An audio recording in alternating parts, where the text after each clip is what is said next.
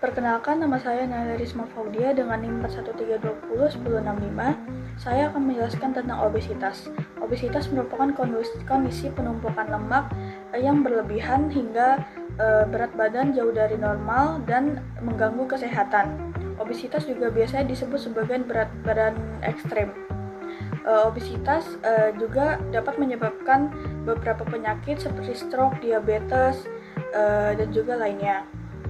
Obesitas biasanya disebabkan oleh beberapa faktor. Yang pertama, pola makan yang tidak sehat, jarang bergerak, faktor genetik, stres berkepanjangan, dan faktor hormon.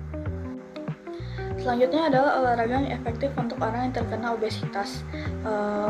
Olahraga bagi orang yang terkena obesitas bermanfaat untuk menurunkan berat badan, meningkatkan metabolisme, dan melatih jantung.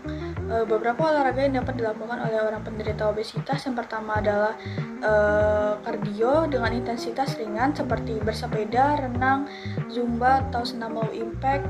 Ada juga latihan kekuatan ringan seperti wall push up, squat ke kursi, angkat beban ringan, dan juga bridge. Penderita obesitas juga dapat melakukan yoga atau peregangan seperti child pose, cat stretch, peregangan tangan dan kaki.